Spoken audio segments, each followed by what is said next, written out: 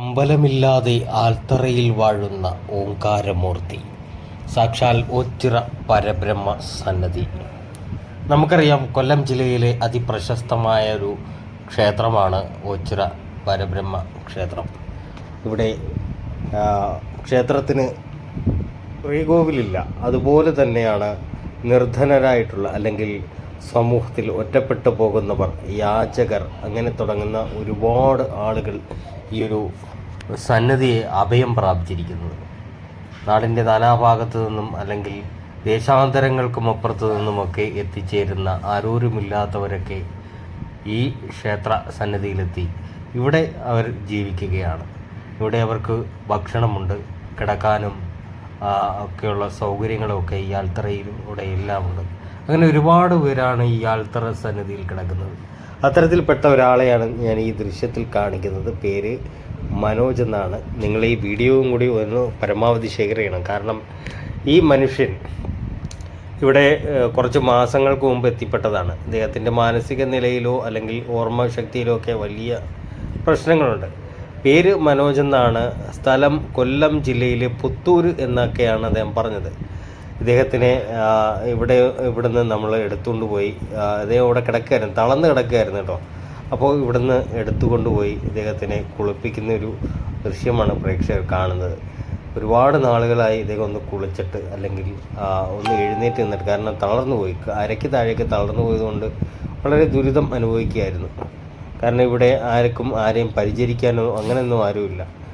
അപ്പോൾ ഇവിടെ ആഹാരങ്ങളും ബാക്കി കാര്യങ്ങളും ഒക്കെ ഉണ്ട് എന്നേ ഉള്ളൂ. ഏതായാലും ഇദ്ദേഹത്തിൻ്റെ ഈ ഒരു അവസ്ഥ കണ്ടിട്ട് ജീവകാരുണ്യ പ്രവർത്തകരായ ശക്തികുളങ്ങര ഗണേഷ് സംഭവ സ്ഥലത്തെത്തി അദ്ദേഹത്തിനെ ഇവിടെ തന്നെയുള്ള ഒരു ജീവകാരുണ്യ പ്രവർത്തകനാണ് വിളിച്ചു വരുത്തിയത്. ഒരു വീൽ ചെയറിൽ ഇരിക്കുന്ന അബ്ബ മോഹൻ എന്ന് പറയുന്ന ഒരു ജീവകാരുണ്യ പ്രവർത്തകൻ. വീൽ ചെയറിൽ ഇരുന്നു കൊണ്ട് തന്നെ അദ്ദേഹം ഒരുപാട് സഹായങ്ങൾ നിർധനരായിട്ടുള്ള ആൾക്കാർക്ക് വേണ്ടി ചെയ്യുന്നുണ്ട് കേട്ടോ.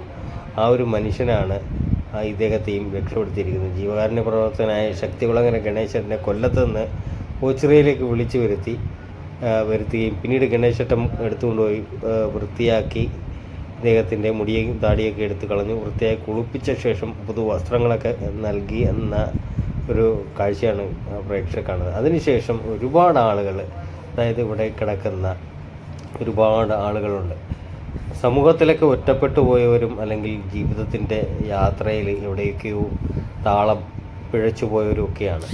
ഏതായാലും അവരെല്ലാം ചേർന്നും അതുപോലെ തന്നെ ഈ ഇവിടുത്തെ ക്ഷേത്ര കമ്മിറ്റിയുമായൊക്കെ പ്രവർത്തിക്കുന്നവരും അങ്ങനെ ഒരുപാട് ആളുകൾ ഇവരെല്ലാവരും കൂടെ ചേർന്നാണ് അവസാനം ഈ മനോജിനെ യാത്രയാക്കുന്നത്. അദ്ദേഹത്തിനെ കൊണ്ടുപോകുന്നത് ചെങ്ങന്നൂരിൽ പ്രവർത്തിക്കുന്ന ഒരു അഗതി മന്ദിരത്തിലേക്കാണ്. കാരണം ഇനി അങ്ങോട്ട് ഈ മനോജിന് ജീവിക്കണമെങ്കിൽ ഒരാളുടെ സഹായം കൂടിയേ പറ്റൂ. ഇപ്പോൾ ഇവിടെ അങ്ങനെ ആർക്കും സഹായിക്കാനോ അങ്ങനെയൊന്നും ആരുമില്ല. എല്ലാവർക്കും അവന് എന്താ പറയുക, ഒരു ക്ഷേത്ര സന്നിധിയാണ്. അവിടെ വരുന്നവരൊക്കെ അല്പം ഭിക്ഷ ഒക്കെ ആയിട്ട് കൊടുക്കുന്നതും ഒക്കെയാണ് ഇവരുടെ ഒരു സമ്പാദ്യമൊക്കെ. ഏതായാലും മനോജിനെ ചെങ്ങന്നൂരിലേക്ക് എത്തിക്കുകയാണ് ഈ അബ്ബ മോഹനും അതുപോലെ ജീവകാരുണ്യ പ്രവർത്തന ശക്തികളും. ഏതായാലും നിങ്ങൾ ഈ വീഡിയോ ഒന്ന് പരമാവധി ഷെയർ ചെയ്യണം. അദ്ദേഹത്തിൻ്റെ പേര് മനോജ് എന്നാണ്. കൊല്ലം ജില്ലയിലെ പുത്തൂർ എന്നാണ് അദ്ദേഹം പറഞ്ഞത്. അദ്ദേഹത്തിന് ബാക്കി കാര്യങ്ങളൊന്നും ഓർമ്മയില്ല. ആരെങ്കിലും അദ്ദേഹത്തെ തിരിച്ചറിയുകയാണെങ്കിൽ, ഏതെങ്കിലും ബന്ധുക്കളോ അല്ലെങ്കിൽ അറിയുന്ന ആരെങ്കിലും ഒക്കെ ഉണ്ട് എങ്കിൽ ഒരുപക്ഷെ ഈ ഓച്ചിറ സന്നിധിയിലെത്തി ഈ ഒരു അബ്ബ മോഹനെ അല്ലെങ്കിൽ ജീവകാരുണ്യ പ്രവർത്തകൻ ശക്തികുളങ്ങര ഗണേശനെ ഒന്ന് ബന്ധപ്പെട്ട് കഴിഞ്ഞാൽ ഇദ്ദേഹത്തിനെ കുറിച്ചുള്ള കൂടുതൽ വിവരങ്ങളും അല്ലെങ്കിൽ ഇദ്ദേഹത്തെ നിങ്ങൾക്ക് തിരികെ കൊണ്ടുപോകാനും ഒക്കെ കഴിയും കേട്ടോ. തീർച്ചയായും വീഡിയോ പരമാവധി ഷെയർ ചെയ്യണം. ഞാൻ അബ്ബ മോഹൻ. ചെറിയ ചെറിയ ജീവകാരുണ്യ പ്രവർത്തനങ്ങൾ ചെയ്യാൻ ദൈവം എന്നെ അനുവദിക്കുന്നു. ഈ വർഷം തന്നെ എനിക്ക് 5 പേരെ ഇപ്പം 5 സ്ഥലത്തായിട്ട് വിടാൻ കഴിഞ്ഞു. അപ്പൊ ഇദ്ദേഹം ഇങ്ങനെ ഇവിടെ ആരോ രാത്രിയിൽ കൊണ്ട് തള്ളിയിട്ട് പോയതാണെന്നാണ് അറിയാൻ കഴിഞ്ഞത്. എഴുന്നേറ്റ് നടക്കാൻ കഴിയാത്ത അദ്ദേഹത്തെ അവിടെ തള്ളിയിട്ട് പോയാൽ അദ്ദേഹം ഭക്ഷണം കഴിക്കാനും മറ്റ് സ്വന്തം കാര്യത്തിന് എന്ത് ചെയ്യുന്നുള്ള ആ ഒരു വിഷമം പെട്ടെന്ന് തന്നെ ഇവിടെ എത്തിച്ചു. മെനഞ്ഞാന്ന് രാത്രിയിലാണ് ഇദ്ദേഹം വിളിച്ചു പറഞ്ഞത്. പെട്ടെന്ന് തന്നെ ഞാൻ ഇവിടെ എത്താൻ വേണ്ട അറേഞ്ച്മെന്റ് എല്ലാം ചെയ്തു. സ്റ്റേഷനിൽ നിന്ന് അണ്ണോന്റെ കത്ത് വാങ്ങിച്ചു.